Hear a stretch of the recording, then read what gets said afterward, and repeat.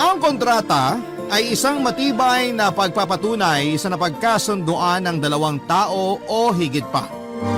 Hindi lang ang kontratang nakasulat ang may laban kundi ang kontratang verbal o napag-usapan at napagkasunduan. Ikaw kabarangay, nasubukan mo na bang hindi sumunod sa isang kontrata? Dear Papa Dudut, isang magandang araw po sa inyo at sa mga nakikinig. Ako po si Karina. 2 years and 5 months na ang nakakalipas nang mangyari ang kwento ko. 20 years old ako noon at kakagraduate ko lamang po ng kolehiyo pero maswerteng nakapagtrabaho agad. At ang mas swerte po ay nalalakad lang ang layo ng opisina ko sa bahay namin. Kaya palagi po ako naglalakad papasok at pag-uwi sa trabaho. Hindi ko na lamang po babanggitin kung ano ang trabaho ko at saan, medyo mahigpit po kasi sila sa paggamit ng pangalan ng kumpanya. Kaya mas mabuti pa na huwag ko na lamang banggitin. Ang kwento ko po ay may kinalaman sa pamilya ko. Hindi naman po kami mayaman pero masasabi kong sapat lang ang kabuhayan namin. Ang tatay ko po kasi ay ipinagkasundo ako sa anak ng isang kaibigan. Na tulad namin ay sapat lamang din ang buhay. Kaya masasabi ko pong hindi ako ipinagkasundo sa kayamanan kundi sa pagkakaibigan lamang ng tatay ko at ng tatay ni Terence. Si Terence po ang ipinare sa akin ng tatay ko, Papa Dudut. Mahal ko si tatay kaya wala naman po sanang problema sa kagustuhan niya. Kaso ang problema ay na kay Terence mismo. Ubod po siya ng yabang at napaka-selfish. Mas matanda po ng 2 taon sa akin si Terence at sang-ayon siya sa kagustuhan ng magulang niya tungkol nga po sa pagkakasundo sa amin. Kaso ako naman po ang may problema doon. Kasi dahil nga po sa ugali niya ay wala akong kaamor-amor kay Terence. Kahit po yata pakikipagkaibigan ay ipagdadamot ko sa kanya. Kasi nga po ay hindi po ako magsasawang ulit-ulitin na sobrang pangit po ng ugali niya. Sinabi ko na po kay tatay ang tungkol sa ugali niya pero si tatay ang sinasabi lagi ay hayaan mo na at magbabago din yon. Bata pa kasi. 22 years old na siya noon, ano pa ang bata doon? Maski isip niya ay hindi ko ihahambing sa bata kasi baka mas nakakapag-isipan ng tama ang isang bata. Ang hirap ng sitwasyon ko, Papa Dudut. Ipinipili talaga ni tatay sa akin si Terence. Lulubayan niya lang daw ako kapag may ipapakilala ako sa kanya na magugustuhan niya at makikitaan niya ng mga ugaling hinahanap niya. Nawindang ako sa mga sinabi ni tatay na yon.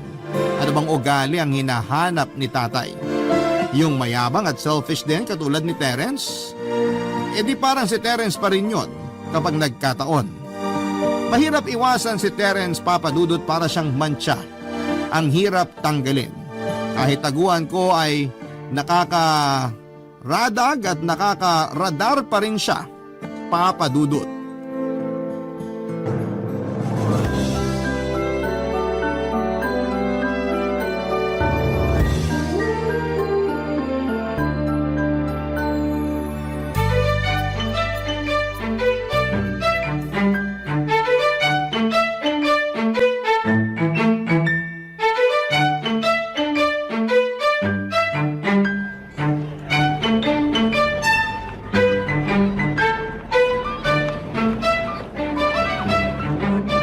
Salamat, wala yung asungot.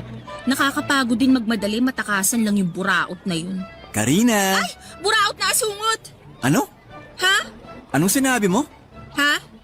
Sabi ko, itong papel na hawak ko baka malukot. Bakit ba kasi nanggugulat ka? Gulat? Hindi kita ginulat. Malambing nga pagkakasabi ko ng pangalan mo eh. Bakit ka kasi biglang sumusulpot? Karina naman. Kanina pa ako pasalubong sa'yo eh. Ikaw tong doon nakalingon sa likod mo. Ano ka, Sigbin? Anong sigbin ang sinasabi mo? Sabi kasi yung Sigbin, laging sa likod nakatingin. Ewan ko sa'yo, pauso ka. Si tatay may sabi nun. Sabi daw sa kanya ng lola niya. Eh disuluhin nyo na lang yung impormasyon. Para sa pamilya nyo pala yun eh. Pero magiging isang pamilya na tayo, di ba? Bakit? Sinabi ba sa'yo na tsuhin pala kita? Pilosopo ka naman masyado. Alam mo na ang ibig kong sabihin sa magiging pamilya na tayo. Pamilya mo kaya yung mukha mo? Oh, ang sweet. Sweet ba? Sumakit sana ang ngipin mo. Suplada mo naman. Bakit ba kasi nagpakita ka pa? Mas gusto mo bang invisible ako? Pwede ba?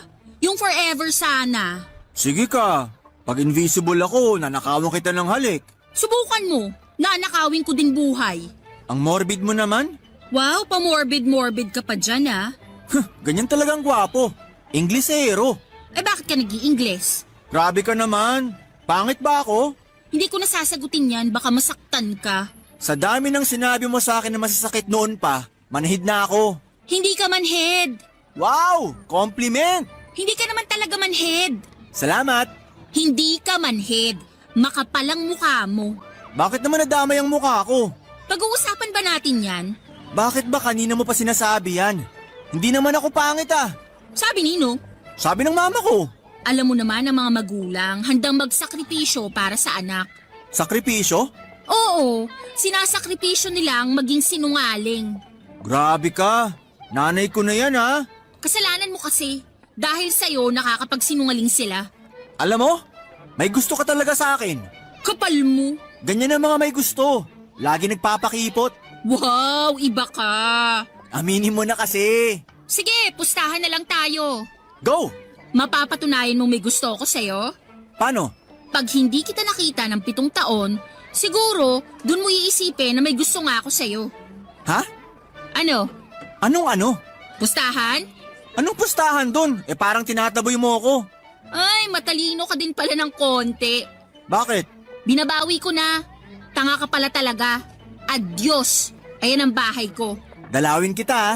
Sige, kahit takot ako sa multo, dalawin mo ko.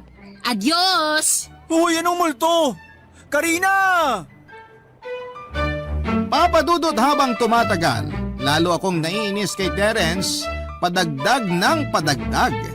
Hindi ako napupuno kundi punong-puno na. Sa totoo lang ay nakakapuno na ako ng daan-daang galon ng pasensya sa kanya. Sa totoo lang ay may itsura naman si Terence. Kaso nga ay natatabunan noon ng kakapalan ng mukha niya ang itsura niya. Ginaw na ginaw ako kapag kausap ko siya at nuknukan kasi ng presko. May mga naisip na akong paraan kung paano ako tatantanan ni Terence pero lahat ay walang epekto sa kanya. Kaya doon ako sa ultimate plan ko, yon ay yung maghanap ng boyfriend for hire. Magpapanggap siya na boyfriend ko. Meron naman akong sigurong papayag kasi may talent fee naman na involved. Dahil nga po may talent fee ay naisip ko nga po ay humanap ng lalaking nagtatalent sa mga pelikula or TV. Sa social media ay may mga group page na mga audition. Kaya nag-scroll ako doon ng potensyal na pwede kong kausapin at pagpanggapin. May mga nakita ko at hinanap ko ang sarili nilang page sa social media. In other words, papadudot ay nag-stalk ako ng mga tao. Ewan nga po dahil si Terence na yon ay nagawa ko tuloy ang mga bagay na yon hanggang sa nagbunga po ang pag-i-stalk ko. May natatangi po sa mga pinagpilian ko at yun po ay si Jonathan. 19 years old lamang siya noon. Bukod sa pagtatalent ay may part-time job siya sa isang bar bilang isang waiter. Kaya una po ay nag-message ako sa kanya at sinabi ko na kung pwede ba siya sa isang project for 1 month. Napa-fingers crossed pa ako noong una, sana ay mabasa niya. Pangalawa ay umoo siya. Pero natapos po ang araw nang hindi siya sumasagot hanggang sa inantok na ako. Nabigo ako. Sabi ko na lamang sa sarili ko na babalikan ko yung ibang nasa shortlist ko at sila naman ang ime-message ko kinabukasan. Saka ako nakatulog. Kinabukasan ay nagulat ako nang mag-check ako ng telepono at may reply na si Jonathan. Nasa trabaho pala siya kaya late na niyang nabasa ang message ko. Gusto raw muna niyang malaman ang detalye ng gagawin. Tinanong ko kung pwede ba kaming magkita ng 6:00 paglabas ko sa trabaho. Kaso dapat daw ay nasa bar na siya ng pinagtatrabahuhan niya ng 7:00. Kaya medyo hindi raw uubra yung oras. Kaya sabi ko na lamang ay pupunta na lamang ako sa bar kung saan siya nagtatrabaho at doon kami mag-usap. Pumayag siya at sa kanya ibinigay ang detalye ng bar na pinapasukan niya. Pagkalabas ng opisina ay nag-early dinner na ako bago pumunta sa bar nila Jonathan, Papa Dudut.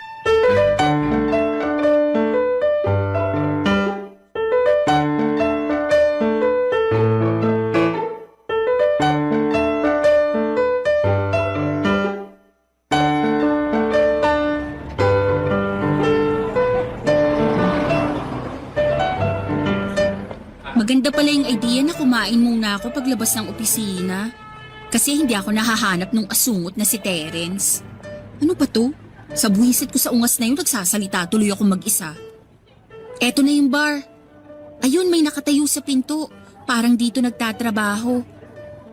Excuse me, do you work here? Yes, ma'am. Ayun, may hinahanap kasi ako. Ma'am Karina? Hindi si Jonathan ang hinahanap ko. Teka, bakit alam mo pangalan ko? Ako po si Jonathan, ma'am. Ay, ikaw? Pasensya na, hindi kita nakilala. Pangit po ba ako sa personal?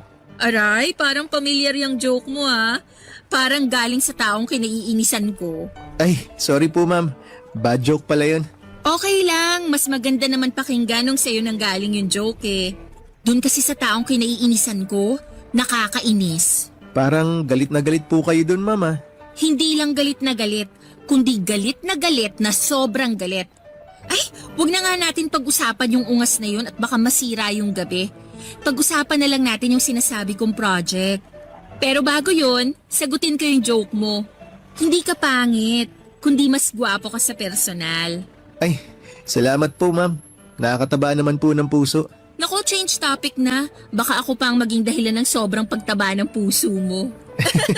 Ma'am, ata na lang po pala ang itawag niyo sa akin. Ah, okay. Mabuti, para wag mo na akong tawaging ma'am. Karina na lang. Kayo po. Ako nga. Okay, sige. Bago tayo magsimula, wag mo na din akong ipo. Okay. So, saan tayo? Medyo maingay sa loob, malakas ang tugtog. Kaya pinaayos ko na lang yung table sa labas. Doon kasi tumatambay yung mga ayaw ng maingay. May nagpupunta sa bar na ayaw ng Ano ba yung project? Nakakahiya. Order muna tayo. Ako rin naman ang kukuha ng order mo, kaya pwede namang mamaya na paghanda ka na talaga. Oo nga no. Waiter ka pala dito. Natatawa ka na waiter lang ako. Ha? Hindi ganon. Biro lang. Umaarte lang ako. Ay, magaling ka nga umarte. Hindi ako nagkamali. Salamat. Kailan ba yung project?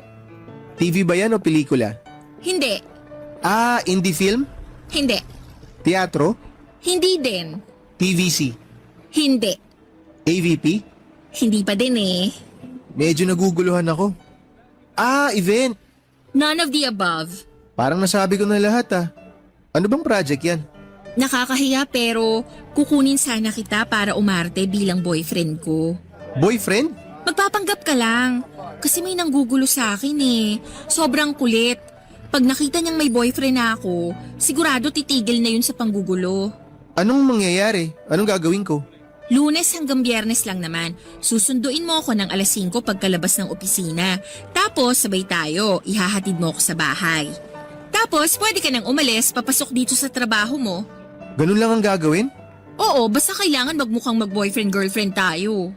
Parang ang mangyayari, isang oras mahigit lang ang trabaho ko? Mga ganun na nga. Ay sorry, hindi ko pa nasabi yung magiging talent fee mo. Okay na ba yung 10,000 pesos? 5 araw sa isang linggo? 4 na linggo at 1 and 1.5 hours lang? Sa totoo lang, malaki yung 10,000 pesos ha. Kasi maliit lang naman nakukuha ko sa pagtatalent eh. Talaga? So paano? Go ka? Oo, go na ako dyan. May kailangan bang pirmahan na kontrata? Kailangan pa ba? O itong verbal agreement na lang natin? Sige, okay na ako. Salamat talaga. Papadudod para akong nakapagsara ng isang malaking deal sa isang big time na kliyente. Ganon-ganon ang pakiramdam ko noong umoo si Jonathan para po kasi akong nag-propose kay Atan noong sabihin ko sa kanya lahat ng plano kong mangyari. Sa totoo lang ay hindi ko siya nakilala noong nakaharap ko siya. Kasi totoo ang joke na mas gwapo siya sa personal. Gwapo na nga siya sa profile picture niya pero iba noong kaharap ko na siya. Maganda ang mata, mapusyaw ang labi, maputi siya, hindi gaya noong nasa picture. Siguro ay nag-swimming siya kaya maitim siya doon. Kung gwapo si Terence ay doble ang lamang ng kagwapuhan ni Atan at isa pa ay hindi siya hambog at selfish.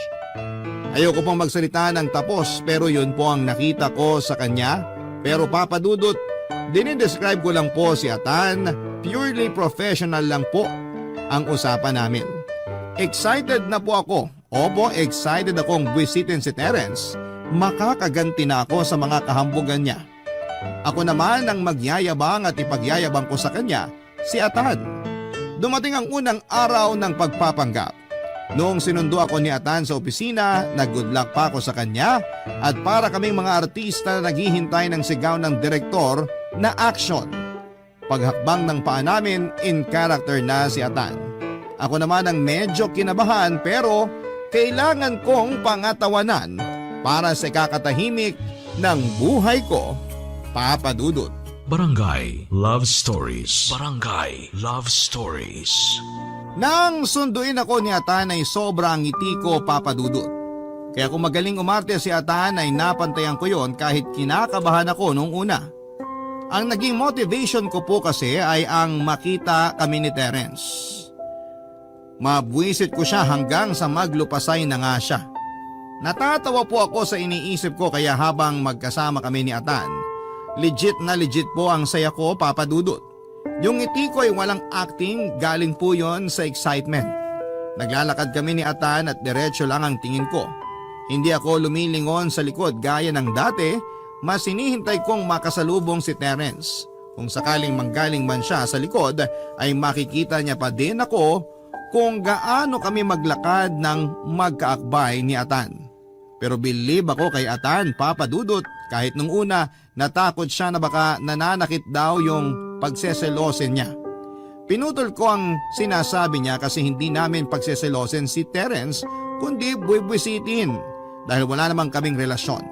Kaya nung medyo matakot si Atan ay inassure ko naman siya na hindi siya sasaktan ni Terence kasi mas malaki siya at may pagkaduwag naman yung mayabang na yon. Kahit po may takot si Atan ay hindi ko nakita yon sa itsura at sa kilos niya. Seryoso siya sa role niya. Serious actor ang loko. Pero nakarating kami sa bahay nang walang sumulpot na Terence. Bigo ang unang araw namin, Papa Dudut, pero isang buwan ang kontrata namin ni Atan kaya madami pang araw para buwisitin si Terence. Pagkahatid ni Atan ay pinaalis ko na rin siya kaagad at nagpasalamat naman siya kasi para hindi nga naman siya malate sa pasok niya sa bar. Pero naiinis ako noong gabi kasi nga hindi namin nakita si Terence. Kaya ako na ang gagawa ng paraan para siguradong makikita kami ni Terence ng harap-harapan sa susunod, Papa Dudut.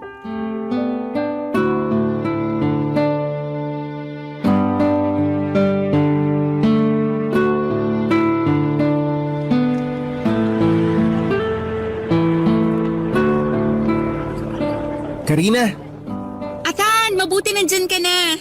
ako na magdadala ng gamit mo. Wow, in character agad ah. Hindi naman, mukhang mabigat kasi ang mga dala mo eh. Akin na. Mga papeles yan. Sa bahay ko natatapusin para walang masyadong stress bukas. Ah, ganun ba? E di overtime ka niyan. Overtime, oo. Pero walang bayad. Ay, bakit ganun? Eh ako naman ang intrimitidang nagdala ng trabaho sa bahay eh. Ang sipag mo pala. Naku, para lang wala ako masyadong gagawin bukas. Yun lang yun. Pero sa totoo lang, pwede kong tapusin sa opisina yan para may overtime pay. Bakit di mo nalang tinapos? Kasi nakaset na ang araw na to. Makikita natin ngayon si Terence, kaya kailangan ng mas extreme acting. Aha, okay. Sige. Tara na. Kung sa opisina mo pala tatapusin to, may bayad. Sana all. Bakit? Wala ba kayong overtime pay? Wala, fixed ang bayad. Kung ano na pag-usapang TF, yun na yun, kahit 24 hours pa ang taping. Ay, ganun ba? Teka, baka lumungkot tayo niyan. Dapat masaya tayo pag nakita tayo ng boyfriend mo. Yuck! Hindi ko siya boyfriend. Ni hindi ko nga siya friend eh. Karina! Speaking of the devil, ayan na siya. Anong ibig sabihin nito? Ito, mga papeles yan. Huwag kang pilosopo. Anong ibig sabihin nitong may kakabay kang iba? Sino ba to, mahal? Mahal? Anong mahal? Sira ba ulo mo? Ako ba? Isa ka pang pilosopo ka ha? Di ko nasasagutin yung unang tanong mo kasi obvious naman kung anong ibig sabihin ng mahal para sa amin ni Karina. Pero yung pangalawa, ang sagot ko ron, hindi. Hindi sira ulo ko, pero nababaliw ako. Nababaliw ako kay Karina. Nakakainis ka. Nakakakilig kaya yung sinabi mo. Hoy! Huwag nga kayong maganyanan sa harap ko. Okay. Atan, baby. Dito tayo sa likod niya magganyanan. Hoy! Kahit sa likod, wag! Ano mang kalokohan to? Sino ka ba? Bakit mo tinataasan ng boses tong girlfriend ko? Girlfriend? Nung isang araw lang walang boyfriend yan. Tapos ngayon meron na? Ano to, himala? Walang himala. Kahit itanong mo kay Ate Guy. Tigilan mo nga yung pamimilosopo mo. You're adding insult to injury. Konyo pala tong kaibigan mo eh. Hindi siya konyo. Isa siyang monyo. Ano? Sabi ko, ba't ba nandito ka? Wala ka bang pupuntahan like hell? Ano? Like hello? Nakaharang ka sa daanan namin. Hoy ikaw, kung sino ka man, Atan, nice to meet you. wala akong pakialam. Tignan mo yung ugali mo. Tinatanong mo kung sino siya, tapos babastusin mo ang mahal ko? Tigilan mo nga yung kakamahal mo. At Baka ano? baka masumbong kita sa tatay mo. Sumbongero ka pala eh. Eh di sumbongero. Tingnan natin kung anong mangyari pag nalaman ni Tatay Nol yung ginagawa mo. Huwag mo nga tawaging tatay no lang tatay ko. Hindi kita kapatid. Hindi talaga. Dahil magiging mag-asawa tayo. In your dreams and in my nightmares. Tara na, mahal. Sinabi ng tigilan mo yung kakamahal mo sa girlfriend ko. Girlfriend? May girlfriend ka dito? Nasaan? Nakakatakot, baka invisible din. Halika na nga, baby. Baka masira at masayang ang araw namin. Bye! Karina! Karina, bumalik ka! Karina! Isusumbong kita sa tatay mo!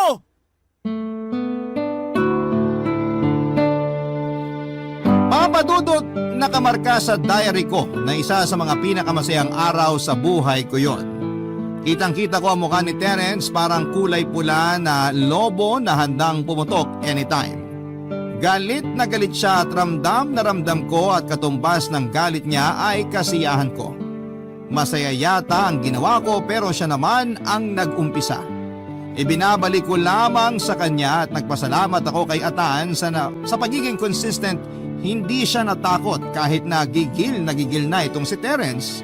Pero syempre trabaho lang kaya pagdating sa tapat ng bahay ay pinaalis ko na kaagad siya. Si Terence naman ay hindi nagsinungaling. Ginawa niya yung banta niya.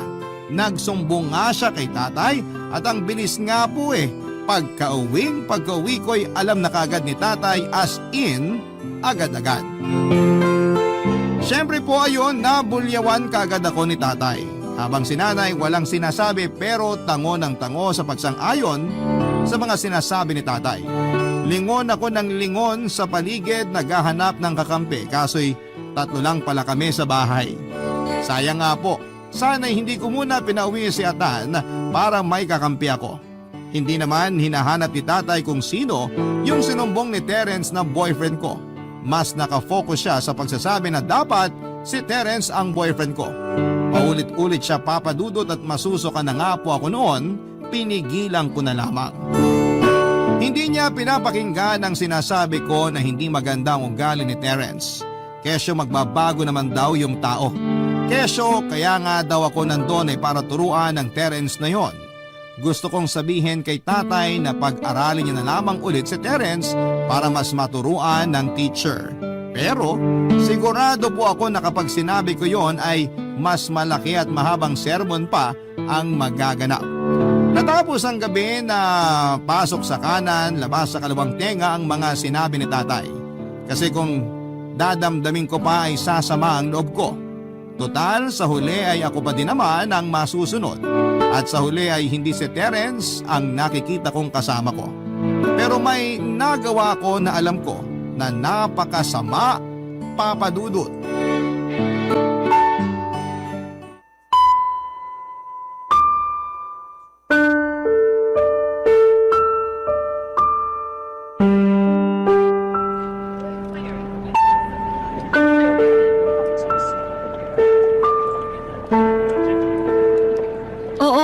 ayos yun. Papunta na ako.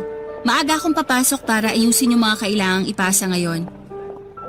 Oo, matatapos yun bago magtanghali. Karina!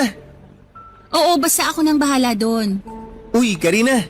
Kung alam ko lang sana, inuwi ko na lang kahapon. O sige na, malapit na ako sa opisina. Karina! Bakit ba? Kanina ka pa tawag ng tawag, nakita mong may kausap ako sa telepono. Ay, sorry. Nakikita mo naman tapos hindi ka pa din tumigil. Sorry. Ano bang kailangan mo? Maga ngayon na. Mamaya pang trabaho mo. Yun nga sana yung itatanong ko kung tuloy ba tayo mamaya. May event kasi sa bar. Pinapapasok kami ng maaga. Pero kung tuloy tayo, sasabihin ko na lang sa manager namin na hindi ako makakapasok ng maaga mamaya. Yun lang? Ha? Anong yun lang? Pwede mo namang i-message yan. Nasa iyo naman yung number ko. Actually, nag-message ako sa'yo ilang beses. Kaso hindi mo sinasagot. Hindi mo ata nababasa. Kaya sabi ko, tanungin na lang kita ng personal. Sa susunod, pag wala namang kwenta, wag mo na akong guluhin. Sorry. Sige, babalik na lang ako mamayang hapon. Karina! Terence? Oh, parang gulat ka. Bakit ka nandito? Galing ako sa inyo. Kaalis mo lang daw. Kaya hinabol kita. Ano bang kailangan mo? Ihatid kita. Kaya kong sarili ko. Mukhang nag-away kayo ng boyfriend-boyfriendan mo ah. So, ex-boyfriend-boyfriendan mo na siya? Ano sinasabi mo? Una, boyfriend ko siya. Period. At pangalawa, hindi kami nag-aaway. We, ayun oh. Ang lungkot. Sinigawan mo. Malayo pa lang ako, dinig ko na eh. Oo, ka. Hindi ako sumisigaw. Kaya siya umalis, bibili daw siya ng bulaklak para sa akin. Bibili siya ng bulaklak pero sinasabi niya sa'yo? Nagpapaalam? Nakakatawa naman yun. Bakit ba gusto mo kaming mag-away? Aminin mo na kasi. Atan! Oo, halika. Mamaya ka na bumili ng bulaklak. Gulong-gulo ang boyfriend-boyfriendan mo oh. Tumahimik ka nga. Boyfriend ko siya. Kaya tigilan mo ng pag-epal. Bakit? Mamaya ka na bumili ng bulaklak. Bulaklak? Oo. Tara na muna, nagbago isip ko. Ihatid mo muna ako sa opisina. Kasi baka may unggoy na sumabay. May unggoy dito? Huwag kang magmaang-maangan. Alam mong ikaw yon. Baby, mamaya kain tayo sa labas ha? Huy! Ha? Kain tayo sa labas mamaya. Huwag mong kausapin. Gulong-gulo pa yan sa sigaw mo oh. Sinabi nang hindi ko siya sinigawan eh. Sabihin mo nga, baby. Ha? Oo, hindi niya ako sinigawan. Kita mo na? Bakit ganyan ka ngayon? Hindi ka naman ganyan nung una kitang makita. Matapang ka nun eh. Masama lang pakiramdam ko. Karina, pwede ba hindi muna kita sunduin mamaya kasi masama talaga pakiramdam ko eh. Ha? Ano ka ba naman? Oh, LQ uli. Don't worry. Ako nang susundo sa'yo mamaya. Tumigil ka nga, mag-overtime ako mamaya kaya manahimik ka na lang sa bahay nyo. Bakit ba ayaw mo? Alam ko naman na wala kayong relasyon. Kitang-kita ko kanina. Bakit ka ba nakikialam sa amin? Saka napakamarites mo naman at nakikinig ka sa usapan namin. Pwede ba tantanan mo na yung girlfriend ko? Tara na, mahal. Kahit masama pakiramdam ko, ihahatid na kita sa opisina nyo. Tsaka mamaya, susunduin din kita. Mabuti pa nga. Tara na. Oh, ano ka? Mga sinungaling kayo. Karina, isusubok kita sa tatay mo. Papadudot tahimik si Atan noong hinatid niya ako sa opisina. Sobrang sama na ata ng ugali ko at na-guilty ako sa ginawa ko kay Atan noong bago dumating si Terence. Pero sa huli ay sinalo pa rin niya ako, Papadudot. Ganun po talaga ako, Papadudot, pag may problema sa opisina ay nakakalimot ako sa sarili ko. Pag mainit ang ulo ko. Noong oras na yon ay si Atan ang nakaharap ko kaya sa kanya ko nabunto ng init ng ulo ko. Pero sa totoo, secondary lang yung problema sa opisina. Kaya ko naitaboy si Atan ay parang nagiging pamilyar na siya sa akin. Alam mo yun, Papadudot, masyado na siyang feeling close. Message siya ng message, parang masyado ng clingy. Kaya hindi ko na binabasa ang mga message niya. Trabaho lang kasi ang dahilan ng pagsasama namin at hanggang doon lamang po yun. Ayaw ko naman pong pangunahan ang kung anong iniisip niya. Baka mukha naman akong nagmamaganda. Kaso minsan kasi nagme-message siya sa akin ng kumusta, Ano ang ginagawa mo at kumain ka na ba? Ayoko po ng ganon. Kung pag-uwi niya sa bahay niya ay hindi pa rin siya makawala sa karakter niya bilang boyfriend ko. Ako naman po ay naka-move on na kaagad. Kaya dapat yung mga ganong galaw at salita papadudot ay hindi na mangyari. Papadudot, may kakaiba akong nararamdaman sa kanya. Pakiramdam na sobrang nagpakaba sa akin. Barangay Love Stories. Barangay Love Stories. Dudot ilang beses pang nangyari ang ganon. Palagi kong nababara si Atan kapag nagmemensahe siya o pag nakikita ko siya sa oras na hindi namin napagkasunduan. Ewan ko ba kung bakit umiinit ang ulo ko at napapahiya ko siya palagi. Siguro napagod na din si Atan kaya tumigil nang mag-message. At sa tuwing magkikita kami ay saka na lang siya aarte pag nandyan na si Terence. Hindi na siya katulad nung dati na sa pagkikita pa lang ay in character na kaagad siya. Boyfriend agad-agad at totoo kung umarte. Okay sa akin yung una na umaarte na kaagad siya sa pagkikita pa lang namin. Pero nagiba na nga siya, Papa Dudut. Siyempre, aminado naman po ako na ako ang dahilan. Hindi namin madalas nakikita si Terence, paminsan na lamang pero syempre asartalo pa din siya sa tuwing makikita namin siya. As usual ay sumbongero pa din kay tatay kaya madalas akong mabulyawan sa tuwing uuwi ako. Doon ako pinilit ni tatay na iharap ko na sa kanya yung sinasabi ni Terence na boyfriend ko. Hindi ko alam kung paano sasabihin kay Atan kasi hindi naman yon kasama sa kasunduan namin. Ito naman pong si Terence, kaya pala paminsan-minsan na lamang naming nakikita ay may iba palang ginagawa.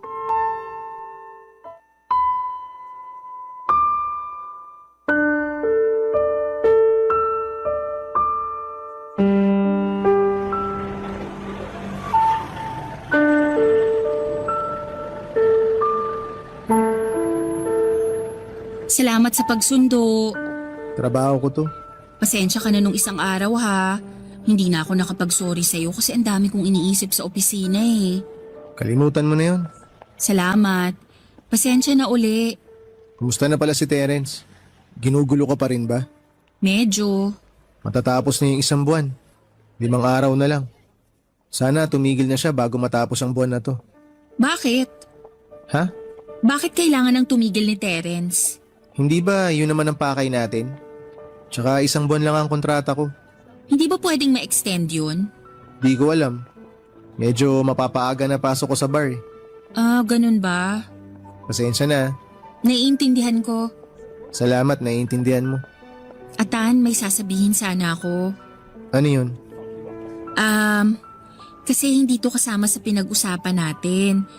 Pero pwede ka bang pumunta sa bahay bukas? Sa inyo? Bakit? Si Papa kasi gusto ka daw makilala. Ganun ba? Gusto daw niyang makita ang sinasabi kong boyfriend. Kailangan maiharap kita kasi nagdududa sila na hindi kita talaga boyfriend dahil nga sa sumbong ni Terence. Sige, walang problema. Talaga? Salamat maraming salamat. Wala yun. Oh, nandito pala kayo. Kunwari ka pa, sinusundan mo naman talaga kami. Ano na naman bang problema mo? Ako wala. Ikaw ang may problema. Wala siyang problema, akong may problema at ikaw yung problema ko. Hoy, baka pwedeng wag mo nang guluhin si Karina. Marami naman diyang iba eh. Bakit ka nakikialam kung sinong gugustuhin ko? Alam mo Terence, kahit anong gawin mo, hindi magiging tayo.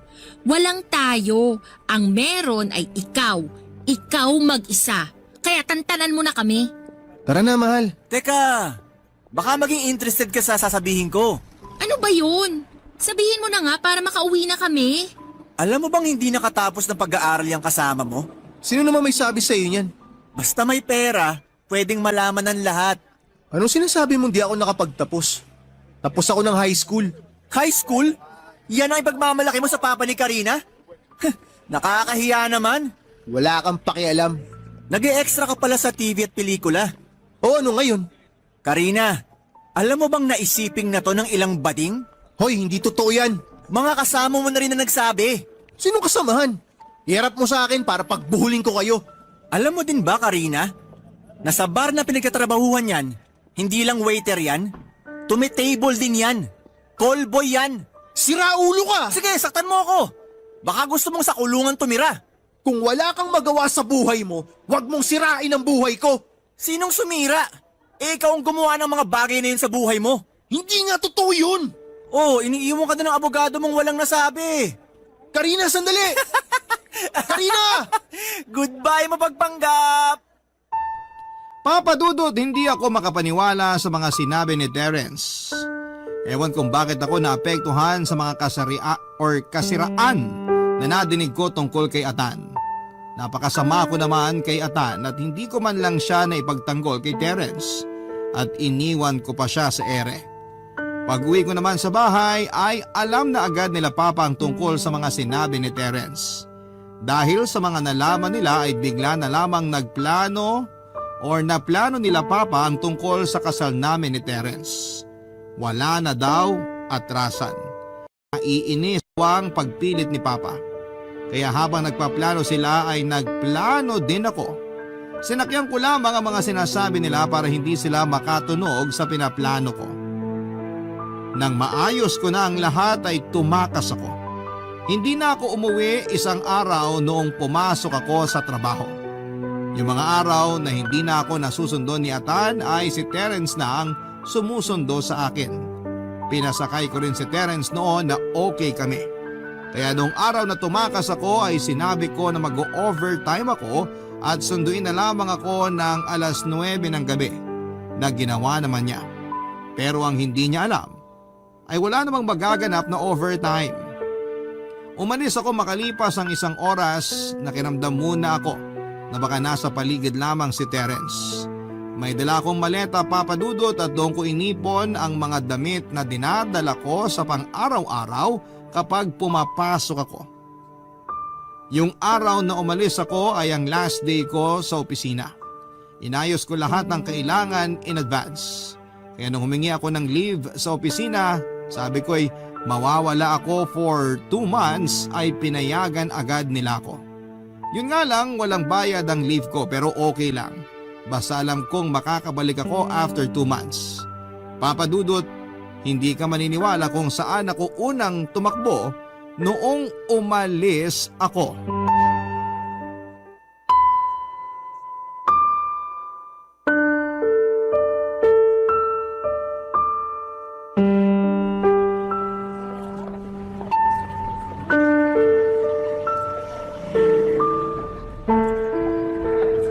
Atan, Anong ginagawa mo dito? Madumi dito. Atan, sorry. Sorry saan? Hindi kita na ipagtanggol sa mga sinasabi ni Terence. Wala yun. High school graduate lang naman talaga ako eh. Kaya ganun talaga. Hindi ganun ang tingin ko sa'yo. Ah, hindi ba? Kaya pala nag-walk out ka habang minamalita ko ni Terence. Sabi ko nga sa'yo, wala yun.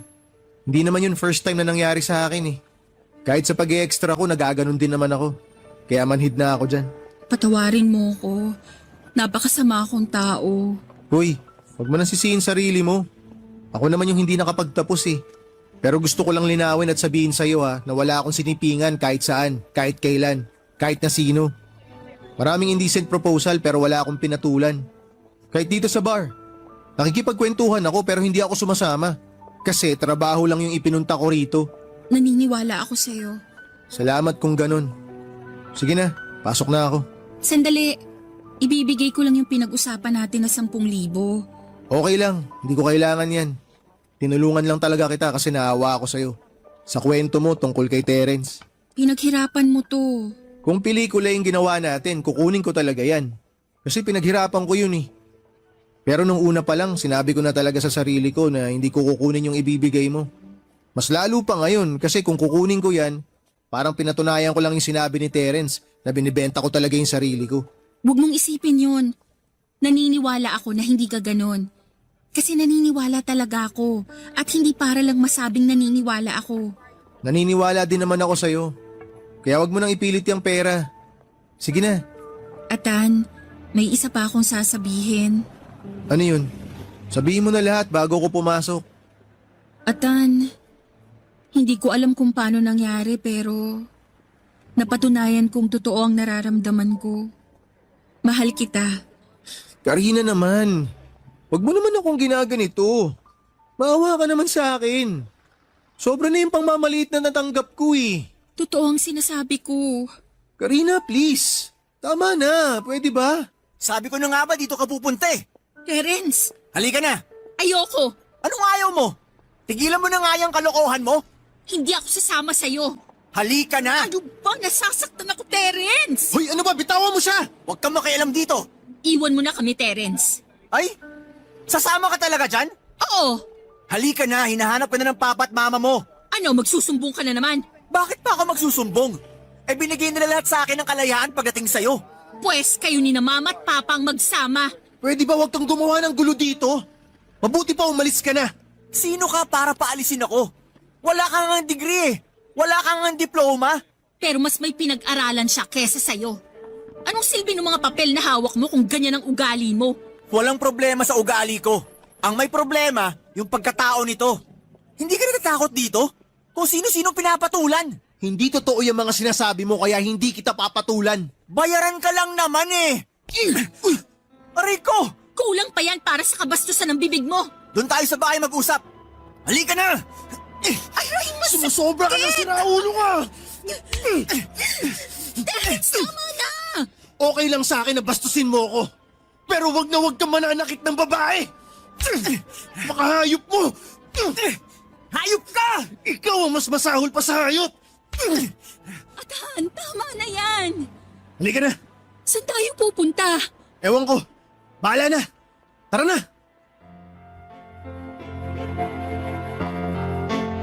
Papadudod sa ingay siguro ng tugtog sa loob ng bar ay walang nakaalam na may nangyayaring suntukan sa labas.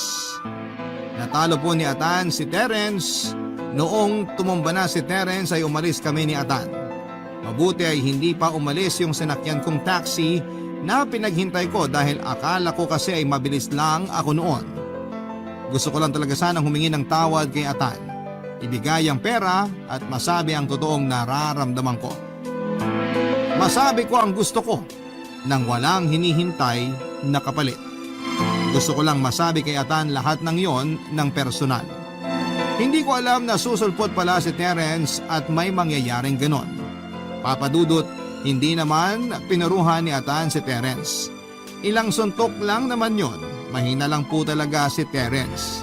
Kaya hindi ako nag-alala na baka kung ano ang nangyari sa kanya at malinis ang konsensya kong umalis. Opo, malinis ang konsensya ko kasi deserve naman niya yon. Siya naman ang humingi noon kaya nangyari yon. Dinala ako ni Atan sa bahay ng tiyahin niya. Medyo malaki ang bahay kaya may sariling kwarto na ibinigay sa akin. Doon ako tumigil ng 2 buwan. Si Atan ay pinakiusapan ko naman na huwag na munang pumasok dahil baka kung ano ang gawin sa kanya ni Terence. Sinunod niya ang sinabi ko at pumasok lang muli siya makalipas ang 1 buwan noong lumamig na ang sitwasyon. Tinanggap pa rin siya sa bar at nakiusap siya na kung pwede na siyang mag full time kasi wala nang balak magtanen si Atan sa TV o pelikula. Mabait ang may-ari ng bar at naiintindihan nito ang nangyari kay Atan kaya tinanggap niya muli ito at ginawa po niyang regular. Sila papa at mama naman po ay panay ang tawag at text sa akin. Sinasagot ko naman po ang mga tanong nila at sinasabing maayos naman ako. Pero hindi ko sinasabi kung nasaan ako. Kapag nagbe-message sila o tumatawag at tungkol kay Terence ang topic ay tumatahimik po ako. Hindi ko sila sinasagot. Kaya eventually ay tinigilan na nila ang pangungulit. Mas nanahimik po sila noong sabihin ko na matanda na ako para mamili kung sino ang gugustuhin ko. Matapos nga ang 2 buwan ay bumalik na ako ng trabaho at umupa ng sariling apartment. Dinadalaw-dalaw ko na lamang sila papa at mama na natauhan na rin po sa wakas at tinantanan na ako tungkol kay Terence. Papadudot, makalipas ang 3 taon ay nakapag-asawa na si Terence. May spare pala ang papa niya na irereto sa kanya. Ewan ko ba doon kay Terence kung bakit umaasa sa reto. Anyway, buhay naman niya yon at siyang bahala. Ako naman po sa ngayon ay masaya kasama ang isang tao na sobrang nagpaligaya sa akin. Sa kasalukuyang panahon ay 1 taon ko ng anak si John o si Jonathan Jr., ang anak namin ni Atan. Papa Dudut, hindi po ako iniwan ni Atan, kaya ko po nasabi na ang anak ko lang ang kasama ko kasi po nasa ibang bansa siya sa ngayon. At doon nagtatrabaho. Matatapos na po ang 2-year contract niya kaya makakauwi na siya at makikita na ang junior niya sa June 2025. Salamat po Papa Dudut sa pagbibigay daan na mapakinggan ang kwento ng pag-ibig, buhay at pag-asa ko. More power po sa Barangay Love Stories. Ang inyong forever kapuso at kabarangay. Sa istasyon po ay may isang upuan na katabi ng isang maliit na tindahan. Ang upuan po na yon ay ang lugar sa amin na hintayan. Magkikita kami sandali habang chine-check ang bus bago umalis. Doon kami nakakapag-usap ni Nene at doon na kami nagbibili ng mga kailangang ayusin at asikasuhin sa bahay. Mga bilin para sa mga bata at syempre nagpapaalam sa isa't isa, Papa Dudut. Ang tindahan naman po sa tabi ng upuan na aming hintayan ay pag-aari ni Lola Gertrude. 79 years old po siya noon. Ang tindahan niya ay sari-sari store at tindahan din ng mga pasalubong. Maganda ang relasyon namin kay Lola Gertrude, para siyang nanay sa amin. Siya ang kausap namin sa tuwing naghihintay kami na bumiyahe. Kaya alam na namin ang buhay ng isa't isa. Kaya hindi na talaga iba sa amin si Lola. Papa Dudut, ang pwestong tindahan ni Lola ay pag-aari niya. Nandun din ang bahay niya. Noong binabakuran na ang istasyon ay pinakiusap niya na huwag harangan ang harap ng tindahan niya para ang dating ay parang nasa loob pa din ito ng terminal, Papa Dudut.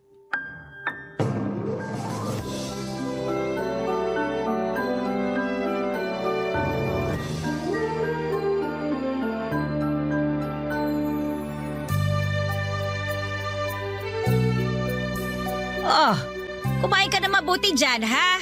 Ubus na nga po eh. Naubos mo na? Ay, akin na yung plato mo't nabalagyan ko pa. Ayos na ako Lola, busog na ako.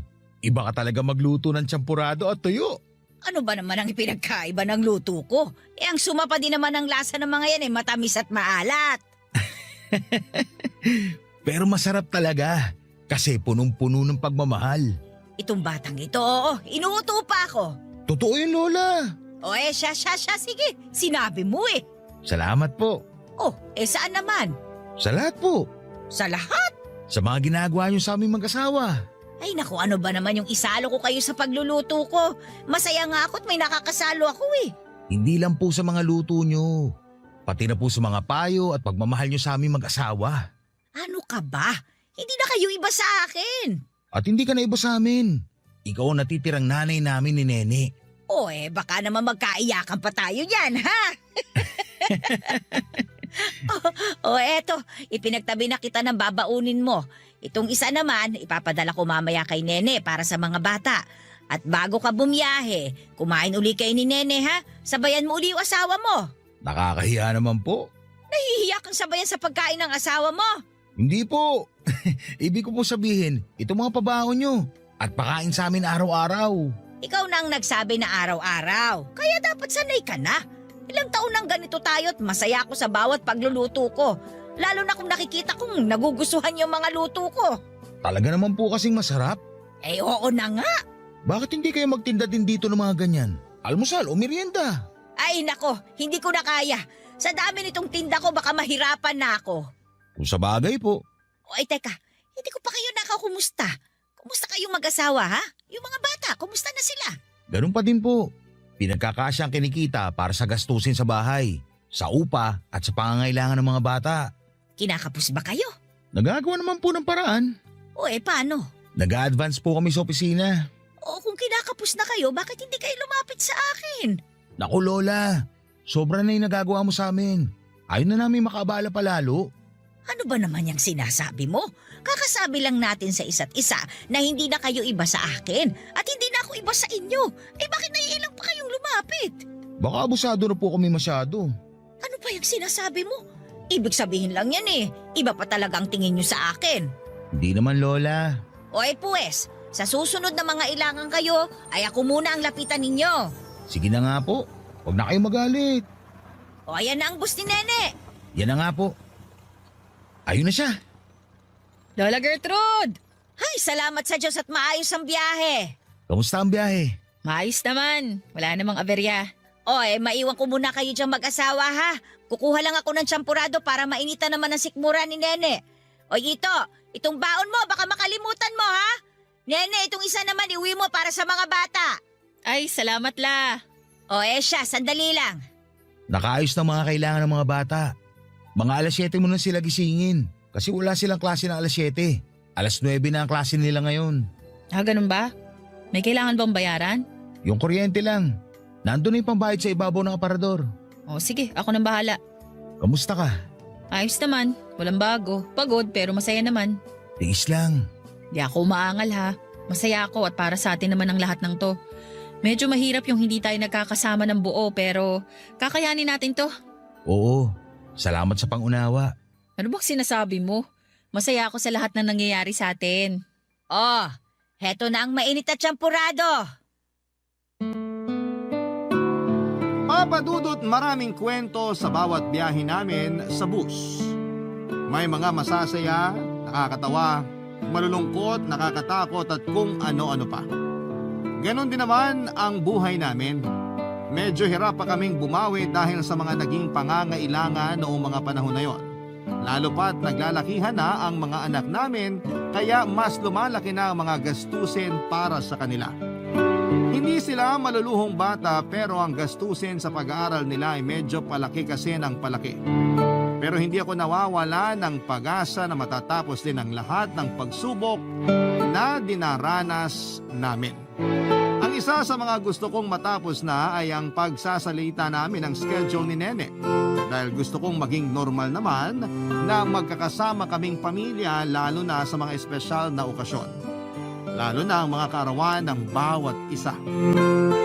Alam ni Lola Gertrude ang lahat ng kwento sa buhay namin. Kaya naman lagi siyang nakaagapay para pagaanin ang nararamdaman namin ni Nene. May mga pagkakataon na sobrang ininda ko yung mga pasok namin sa buhay, kaya muntik na akong sumuko. Pero dahil sa payo ni Lola Gertrude, ay muling lumakas ang loob ko kaya ang laki ng utang na loob at pasasalamat ko sa kanya. Hindi din po perpekto ang relasyon namin ni Nene. Nagkakaroon din kami ng hindi pagkakaunawaan pero dahil kay Lola ay mabilis naming naayos ang lahat. Hindi lang mga payo ang naibibigay niya sa amin. Napapasaya niya pa kami sa mga kwento niya at syempre sa mga masasarap na niluluto niya sa tuwing madaling araw para sa aming buong pamilya.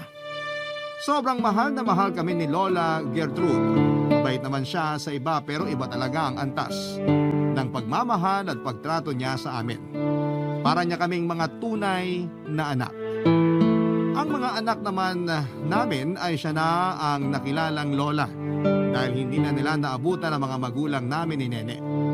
Mabuti na naman namin or muli na naman naming naramdaman ang pagmamahal sa amin ni Lola Gertrude nang minsang ma-stranded ng biyahe namin dahil sa landslide. Sobrang nag-alala si Nene noon at halos hindi alam ang gagawin. Pasalamat talaga ako at nandun si Lola para alalayan at damayan si Nene ng panahon na yon.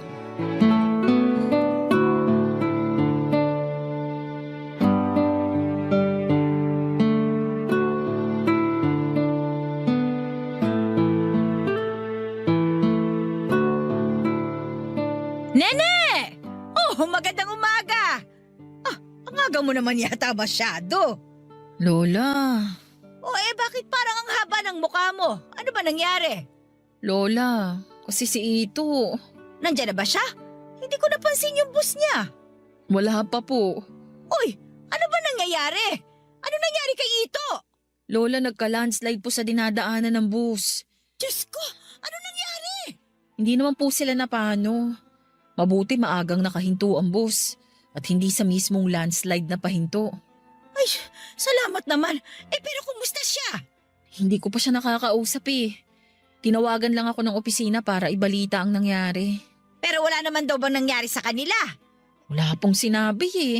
Magdasal tayo na ligtas ang lahat. Kinakabahan ako, Lola. Ano ka ba? Maupo ka nga muna rito. Huwag kang mag-isip ng kung ano-ano. Anong gagawin ko, Lola? Ay basta umupo ka dyan at huminahon ka. Sandali. Oh, ito. Uminom ka muna. Salamat po. Ang mabuti pa, umuwi ka na muna. Tiyak na tatawagan ka naman pag nakabalik na yung bus. Hindi po ako mapapakali sa bahay. O mga bata. Tulog pa po. Mamaya pang 7:00 ang gising nila.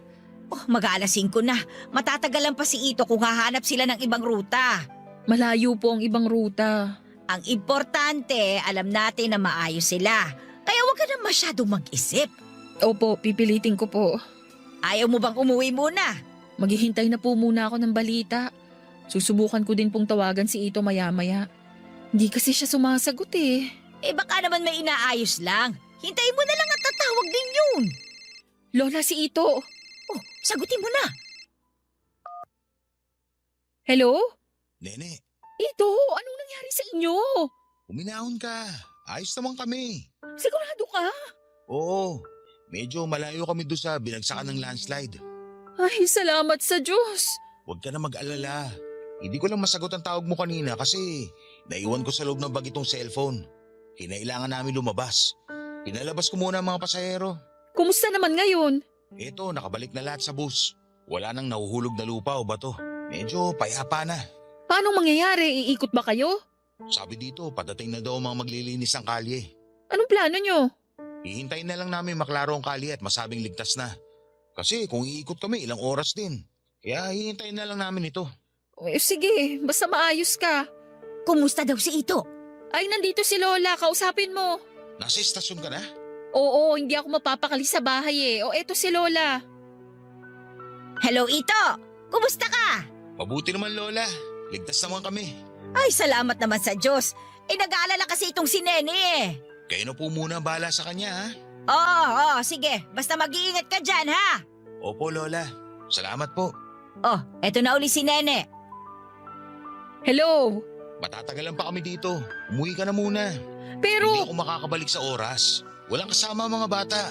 Walang mag-aasikaso sa kanila bago pumasok. sige, uuwi na ako. Basta mag-iingat ka ha. Sige na, ingat ka rin pa uwi, ha? Sige, Ano daw? uwi na po muna ako. Ay, mabuti pa nga.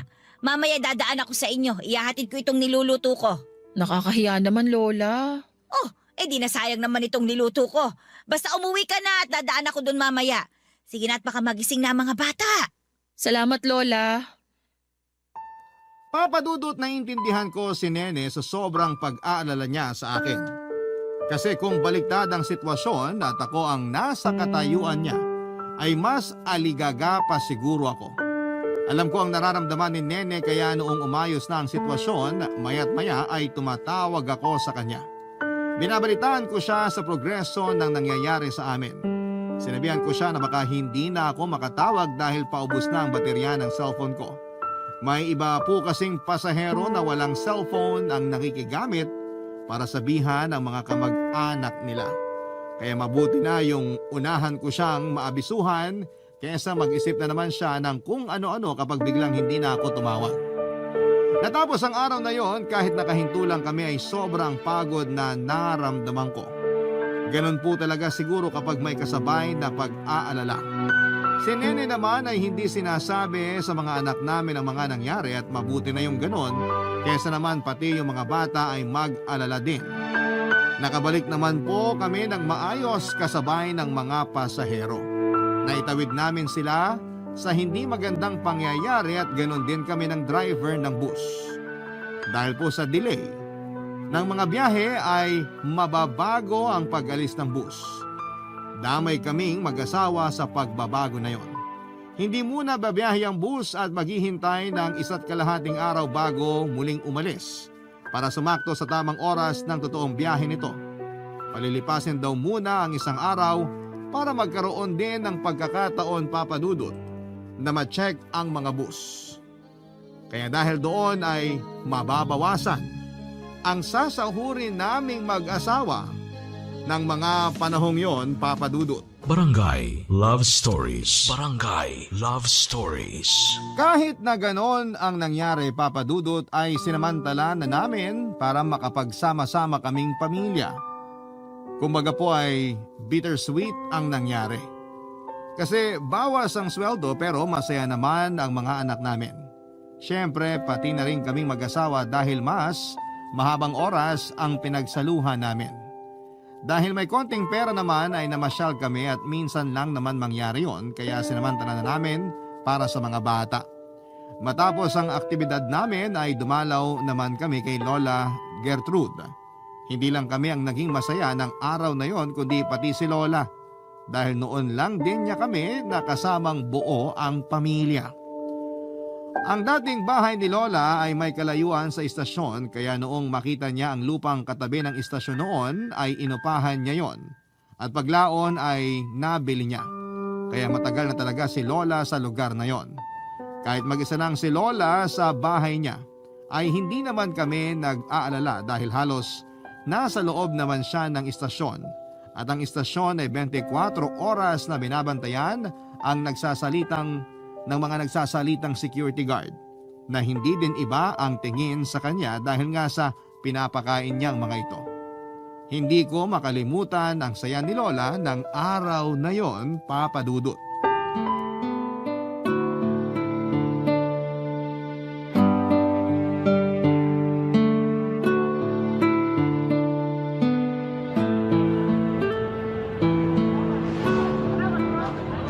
Oh, para malungkot ka, Lola. Hindi lang ako makapaniwala na nandito kayo ng sabay-sabay. Kayo mag-asawa tsaka ang mga bata. Medyo hindi maganda ang dahilan pero eto ginawa na lang naming masaya. Total, paminsan-minsan lang kami ganito. Ewan nga po kung kailan ulit mauulit to. Naku, wag na sana landslide ang dahilan. Oo nga. Kaya huwag kalilibutang magpasalamat sa Diyos. Lola, bakit ang dami mong niluto? Hindi naman namin sinabi sa'yo na dadalaw kami ah. Oo nga, Lola. May bisita ka ba darating? Ay wala naman. Ewan ko ba, pagkagising ko bigla ko na lang naisipan na magluto eh. Yung pala ayan at nadalaw kayo. Kaya sakto naman ang pagluluto ko. Teka, nasa na ba yung dalawa? Nandun sa tindahan ni Lola. Sila na daw magbabantay. Naku, baka kung magkano ang mga sabihin nilang presyo, malugi si Lola. Ay hindi, nakalista naman doon ang mga presyo kaya hindi sila magkakamali. Hayaan mo na sila kasi masaya naman sila at natutulungan pa ako. Salamat, Lola. Oh, saan naman? Ako nga ang natutulungan nila eh. Kasi gusto talaga nung dalawang bata ang magtinda. Kaya ayun, ang saya-saya nila. Hindi ko nga alam kung magkano ang pasweldo ko sa dalawa. Ne, Oh, oras na. oo nga. Sandali, anong oras na? Alis na ba kayo? Relax ka lang dyan, Lola. Sandali lang po, Lola ha. O saan ba pupunta yun? Mamaya na kayo umalis. Sandali lang, Lola. 1, 2, 3! Maligayang bati! Oh, ano ba yan? Cake! Opo, at may dala kaming pansit. Luto ko po yan. Ano bang meron? Lola naman eh. Birthday mo. Akala mo nakalimutan namin oh. Hindi nyo nga nakalimutan. Pero ako ang nakalimot. Si Lola talaga. Ay, totoo ang sinabi ko. Nawala talaga sa isip ko na kaarawan ko pala ngayon. Kaya pala ako nagluto. Seryoso ka, Lola? Oo nga. Kaya nga salamat sa pagpapaalala at sa mga dala ninyo. Ay, sandali. Tara, kumain na tayo. Sana magustuhan mo yung niluto kong pansit. Ay, oo naman. Ngayon ka lang din makakatikim ng luto ni Nene. At natitiyak kong masarap. Maya-maya isasara ko na muna ang tindahan para makakain tayo. Pero konti na lang din at maiinin na ang kanin. Magkwentuhan na muna tayo habang naghihintay. Samantalahin natin na magkakaharap tayong tatlo. Madalas kasi isa lang sa amin ang nakakakwentuhan mo. Oo nga. Para sa tagal nating magkakakilala. Ito pa lang ang pangalawang beses na nagkausap tayong tatlo ng magkakasama. Panglima, may 3 beses nung hindi pa tayo mag-asawa. Ay, oo nga. Ay teka, saan mo ba iniwan yung cake at pansit? Ang tagal nyo nang nandito, dun mo palang inilabas. Lola, iniwan muna namin kay Turing. Si Turing na gwardya. Ay naku, kailangan pala mabigyan ko sila ng handa ko. Okay na Lola, madami akong niluto at kasama na silang lahat. Kaya may iniwan kami doon para sa lahat. Talaga ba? Naku, salamat talaga ha. Lola naman, kulang pa yan sa mga nagawa mo para sa amin. Napakalaki ng utang na loob namin sa'yo, Lola. Hindi ako naniningil ha. Bukal sa puso ko ang lahat ng ginawa ko at gagawin ko. Alam namin yun, La. Kaya nga mas mahal ka namin. Ikaw nang tumayo magulang namin mula noon. Ay tumigil na nga kayo. Ako'y naiiyak na eh. Kaarawan ko pa naman ngayon. Ay, sorry Lola. May isa lang akong tanong. Ano po yun? Wala ba kayong dalang lobo?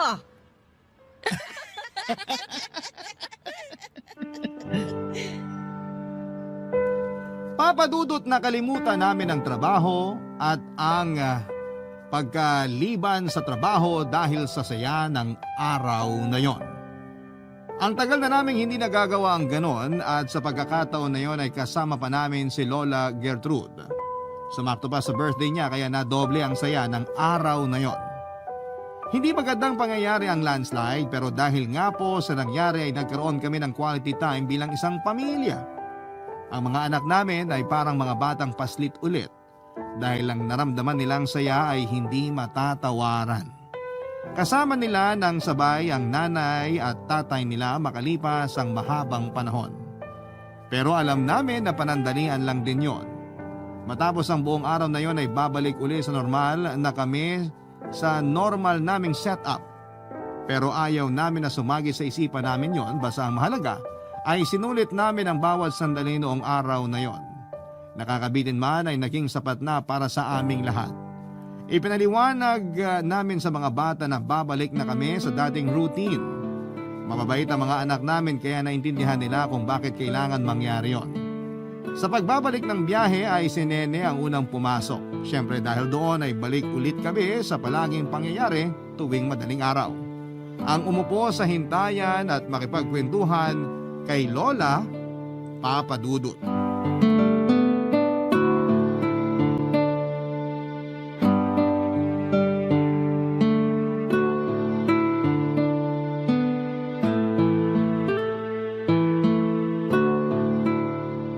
O heto, naglugaw ako. Masarap yan. Sigurado naman po talaga. Wala naman kayong nilutong hindi masarap. Ayan ka na naman eh. Ay Lola, hindi ako magsasawang ulit-ulitin. Ay nako, iba na nga lang ang pag-usapan natin. Kumusta kayo nung umuwi kayo kahapon? Diretso pa din ang saya. Sinulit po talaga namin ang bawat minuto na magkakasama kami. O ako din naman nagpapasalamat. Saan po? Dahil isinama ninyo ako sa masayang araw na yon. Aba dapat lang naman. Dahil kayo ang lola, nanay at best friend namin. Sana'y maulit agad yun ano.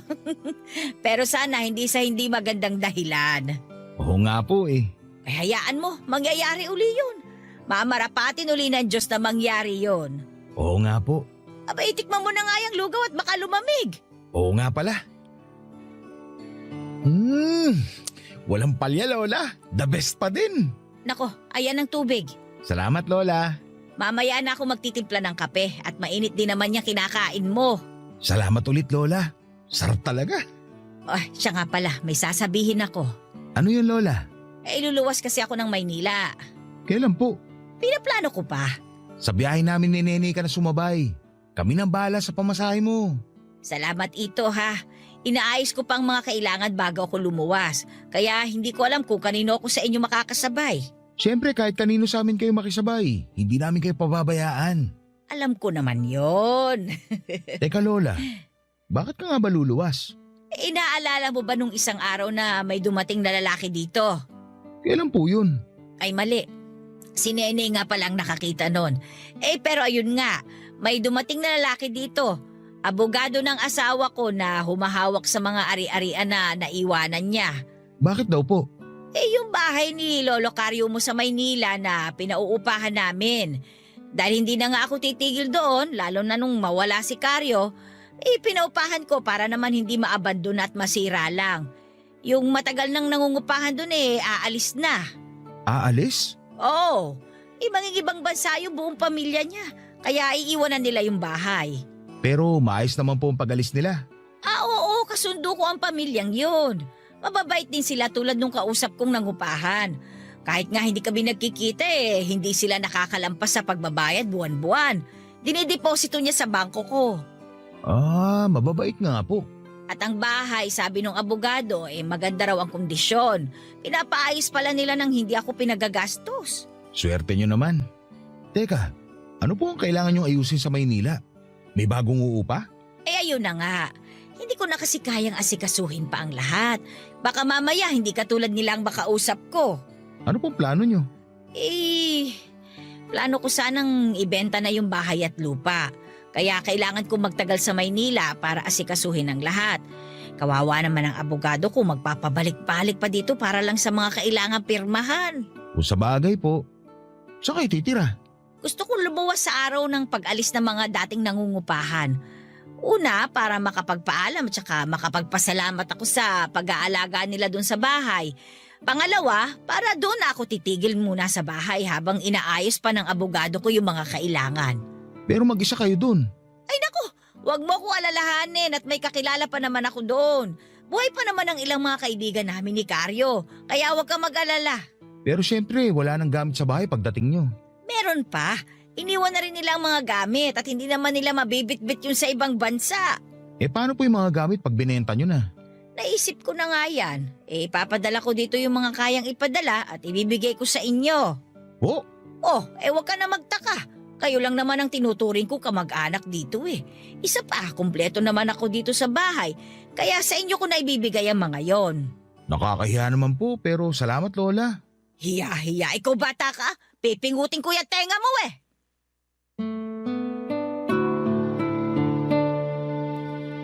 Papadudot nakakalungkot ang pag-alis ni Lola pero kailangan niyang asikasuhin ang mga kailangan para sa bahay niya. Kung pwede nga lang na kahit isa sa amin ni Nene ay mag-absent para lamang masamahan si Lola ay gagawin namin. Kaso ang dami pong dahilan kaya medyo mahirap mangyari. Una ay wala nang rerelyebo sa amin dahil sakto lang ang dami ng konduktor sa biyahe ng bus. Nang sabihin ko kay Nene ang plano ni Lola ay hindi din niya maiwasang malungkot. Kaya nung umalis na ako para bumiyahe ay sila naman ni Lola ang nag-usap. Tulad ko ay ganoon din ang naramdaman ni Nene, may halong pag-aalala at lungkot dahil wala kaming makakausap sa hintayan namin habang wala si Lola. Hanggang sa nangyari na ang plano. Kinailangan nang umalis ni Lola at sa biyahe ni Nene siya nakasabay. Ang bus kung saan kami nagkukonduktor ay parang bahay na din namin dahil 24 oras kaming nandun. Kaya naman kami ni Nene ay inaasikaso namin ang lahat na parang bisita namin sa bahay. Siyempre si Lola Gertrude ay mas espesyal ang trato ni Nene. Noong makarating sa istasyon sa Maynila ay alala si Nene dahil maghihiwalay na sila ni Lola.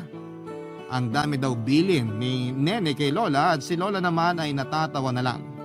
Pakiramdam daw niya ay pupunta siya sa ibang bansa dahil sa mga pagkaaligaga ni Nene. Hanggang sa dumating ang kinabukasan at madatnan ako ni Nene sa hintayan namin na tahimik at mag-isa. Malungkot dahil wala akong kakwentuhan sa tindahan ni Lola. Kaya naman si Nene ay ganon din ang naramdaman. Nang makabalik naman ako sa amin ay nakita ko si Nene mula sa hintayan namin na para bang nakayuko. Doon ko nalaman na nahihilo pala ito ng mga sandaling yon, Papadudot. Barangay Love Stories. Barangay Love Stories. Papadudot, nalaman ko doon na nahihilo pala si Nene, kaya ganoon na lamang ang pag-aalala ko sa kanya. Sinabi ko sa kanya na umuwi na lamang at magpahinga sa bahay at ako na ang sasalo sa biyahe niya. Pero dahil 24 oras din akong bumiyahe ay hindi pumayag si Nene. Naintindihan ko ang ibig niyang sabihin na huwag ko nang saluhin ang biyahe niya dahil kung ako din naman yon ay hindi ako papayag na 48 hours siyang nasa biyahe. Hindi na muna ako umuwi hanggat hindi nakakasakay si Nene at mga ilang minuto naman bago sumakay sa bus ay medyo umayos na ang pakiramdam niya. Nagbiro pa nga siya na baka kasi wala siyang kakwentuhan dahil wala si Lola kaya daw siguro yun ang dahilan kung bakit siya nahilo. Kahit natatawa ako sa joke niya ay hindi pa din ako kampante na aalis siya. Sabi ko ay mag-absent na lamang ako pero wala ngang rerelyebong iba. At sayang daw ang kikitain ko sa araw na yon. Kaya ang katapusan ay bumiyahe siya at umuwi ako.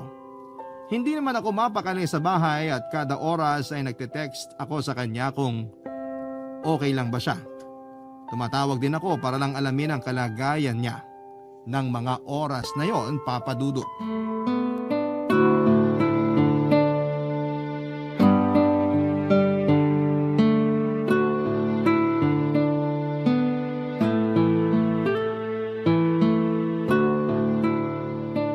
Ito, Hello? Nasaan na kayo? nakatulog ka na ba? Parang hindi ka pa natutulog mula kahapon ah. Nakatulog naman ako. Yung totoo. Kasi naman, nag-aalala ako sa'yo. Ikaw naman mula kahapon pag alis ko halos kada oras tumatawag ka. Pinuyat at pinagod mo din ang sarili mo. Huwag mo nang isipin yun. Ikaw ang gusto kong malaman kung kumusta na. Nahilo ko pa din ba uli? Hindi na. O eto nag-aayos na lang ng konti dito sa estasyon sa Maynila. At maya-maya aalis na din tong bus. Mabuti naman. Ito, 12 oras ang biyahe namin pabalik. Sana naman ay itulog mo yon bago ka pumunta ng istasyon dyan sa atin. Nakatulog naman ako. Kahit putol-putol, nakapagpahinga naman. Ito, ang pagtulog ang pagpapahinga ng utak sa maghapong pag-iisip. Paano makakapagpahinga ang utak mo kung isip ka ng isip kahit natutulog? Sige na, itutulog ko na ito mamaya. Aantayin ko na lang na makalabas kayo dyan sa istasyon. O siya, basta ipangako mong matutulog ka ha? Nang diretso at huwag pagising-gising. Opo, Ikaw talaga? kamusta ka na ngayon? Katatanong mo lang yan kanina ha? Wala lang, gusto ko lang malaman. O para mapanatag ka, may ipapakausap ako sa'yo. Ipapakausap? Sino? Basta, Sandali, ayoko ng sorpresa. Sino yan? sandali lang. O eto na siya. Hello? Lola? Oh, parang nagulat ka naman.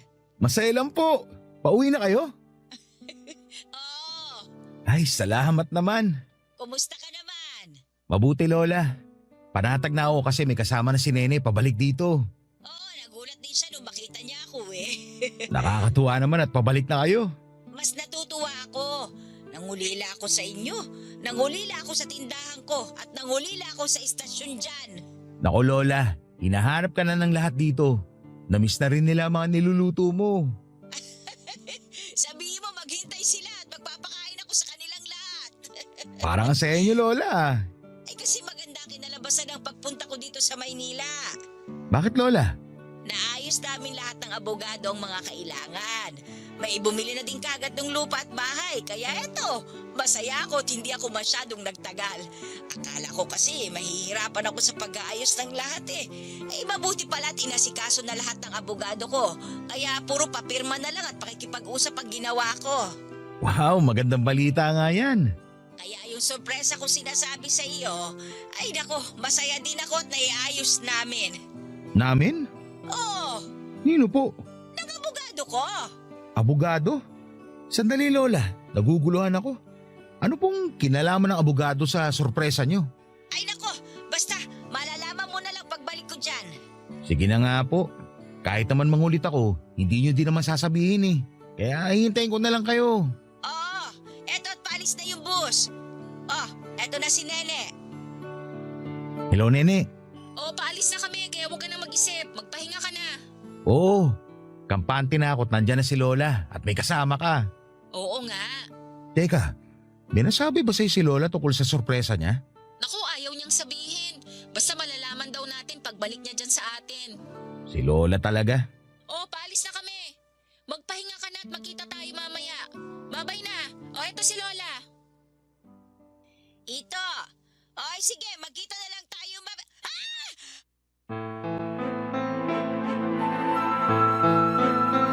Papadudot humiyaw si Lola Gertrude at hindi ko alam kung bakit. Naibaba niya din ang tawa kaya wala na akong narinig pa. Akala ko ay mapapanatag na ang isipan ko pero dahil sa huling nadinig ko, ay mas lalo akong naaligaga, Papadudot. Agad ako nagpunta sa kapitbahay at ibinilin sandali ang mga anak ko. Matapos yun ay tumakbo na ako sa istasyon at gusto kong alamin sa opisina kung may balita na sila sa bus ni Nene. Hindi po kasi sinasagot ni Nene ang telepono niya, kaya naman mas lumakas ang kaba ko. Mga ilang minuto pa ay nakabalita na ang opisina. Sumagot na sa kanila ang driver ng bus. Alam na ng opisina ang nangyari pero ayaw munang sabihin sa akin. Nakiusap na lamang ako para masabi lang nila. Pinakalma nila ako at saka sinabi ang nangyari. Hinimatay po pala si Nene habang nagbabiyahe. Sinabi din naman nila na huwag na akong mag-alala dahil maayos na ang kalagayan niya. Mabuti ay konti lang ang pasahero noon kaya sa likod pinahiga si Nene. May malay na ito pero kailangan munang magpahinga. Mangiyak-ngiyak po ako noon at wala po akong magawa para kay Nene kasi malayo po siya sa akin at hindi ko na po muna siya tinawagan. Inisip ko na mas mabuting makapagpahinga siya at nagdasal po ako ng nagdasal habang nakaupo sa aming hintayan. Ilang oras pa ay nakita ko na ang parating na ang bus na sinasakyan nila Nene. Papadudot halos matumba ako nang makita ko na may ibinaba na katawan. Buhat-buhat ng ilang lalaki sa bus. Napahiyaw ako at isinigaw ko na ang pangalan ni Nene, Papa Dudut.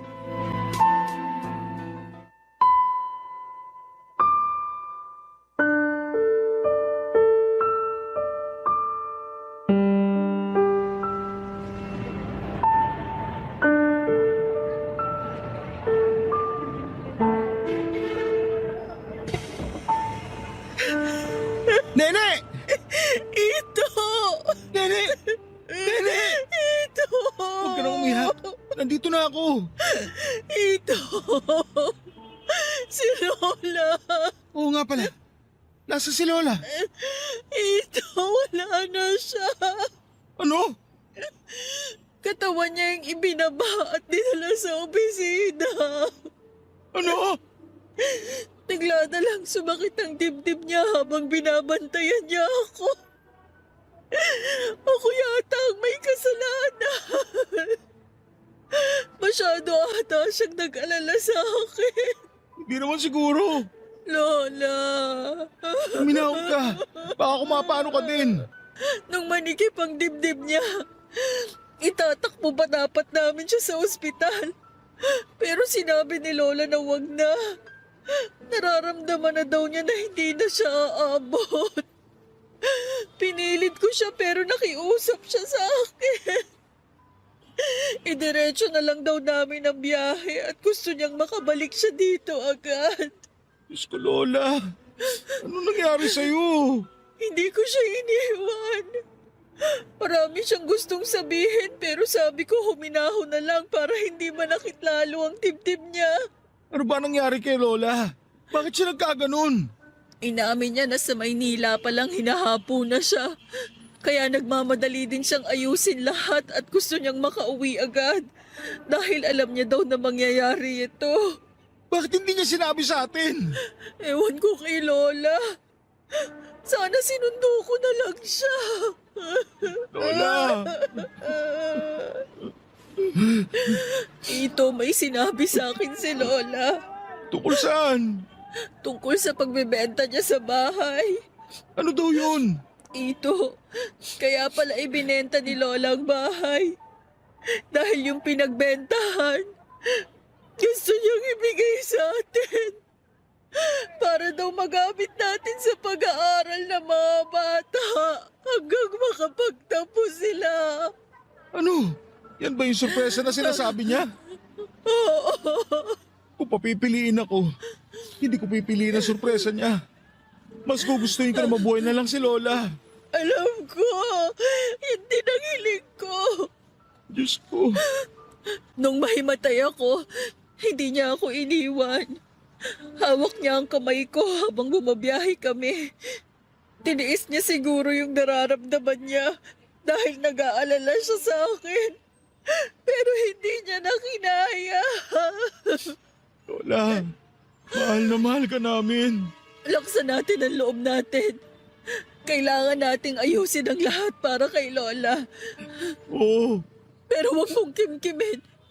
Kailangan mo ding mailabas ang nararamdaman mo. Nene. Patay na si Lola. Isipin na lang natin na tahimik na siya. na mas maayos na ang pupuntahan niya. Wala na siyang magiging problema. Kaya pala kahapon, Anong ibig mong sabihin? kahapon, hindi ako makatulog dahil sa pag-aalala sa'yo. Hindi ko alam, parang lumapapikit ako. Parang nakita ko si Lola. Sinabi na wag daw ako mag-alala at magiging maayos ka. Saka siya nagpaalam. Diyos ko. Kinabayan ako ni Lola. Hanggang sa huli, hindi niya tayo pinabayaan. Hanggang sa huli, paglilingkuran natin siya. Tayo lang ang kamag-anak niya. Kaya tayo lang ang mag-aasikaso sa kanya. Nandiyan na pala ang ambulansya. Halika na. Lola! Laksan mo ang loob mo. Kailangan tayo ni Lola. Oo! Papadudot ang sorpresang sinasabi ni Lola ay ang pag-iwan sa amin ng pinagbentahan niya ng bahay. Kaya pala minadali niya na maayos ang lahat dahil mawawala na pala siya. Ang pinagbentahan ng bahay ay para daw sa mga anak namin. Pero hindi siya nawala na walang iniwan sa aming mag-asawa. May bank account na iniwan si Lola na sinabi niya sa abogado na ibigay sa amin sa oras na mawala na siya. Malaking halaga ang laman ng nasabing bank account. Nakasad pa sa huling habilin ni Lola na para daw yon sa retirement namin. Kami na raw ang bahala kung ano man ang gusto namin gawin sa pera. Para sa amin daw talaga ang halagang yon. Ang bahay at tindahan ni Lola ay pinangalan niya din sa aming mag-asawa. Sa totoo lang, kahit na wala ang mga iniwan ni Lola Gertrude, kaya sikasuhin pa din namin siya sa huling sandali niya hanggang sa mailibing. Kaya ginugol namin ang buong panahon namin para mabigyan ng magandang pamamaalam si Lola Gertrude. Papadudod sa kasalukuyan ay 5 taon na kaming hindi nagkukonduktor na mag-asawa. Si Nene po ay tinuloy ang tindahan ni Lola. Doon na din po kami nakatira sa bahay ni Lola Gertrude sa loob ng istasyon. Binitawan na namin ang dating inupahan, ako naman po ay nasa bus line pa rin po. Pero hindi na bilang isang konduktor kundi bilang empleyado na sa opisina. Kaya nilalakad ko lang ang opisina mula sa bahay namin dahil pareho naman po itong nasa loob ng istasyon. Napakasaya ng mga bata dahil kay Lola. Sa pagmamalasakit niya sa amin ay araw-araw na kaming nagkakasama. Normal na para sa amin na buo ang pamilya sa pang-araw-araw. Isinulat ko po ito bilang pagpupugay kay Lola sa pagiging instrumento niya sa aming buhay at pasasalamat sa pagbubuklod sa amin ng aking pamilya. Maraming salamat po, Papa Dudut, sa pagbibigay daan sa aking kwento.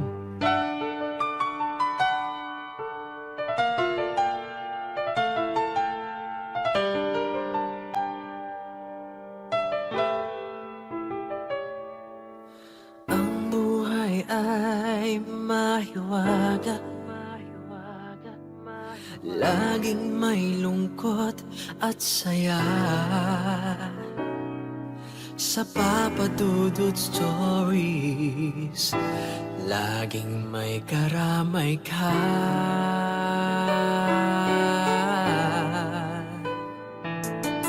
Mga problemang kaibigan, dito ay pakikinggan ka. Sa Papa Dudut Stories, kami ay iyong kasama. Dito sa Papa Dudut Stories, ikaw ay hindi nag-iisa.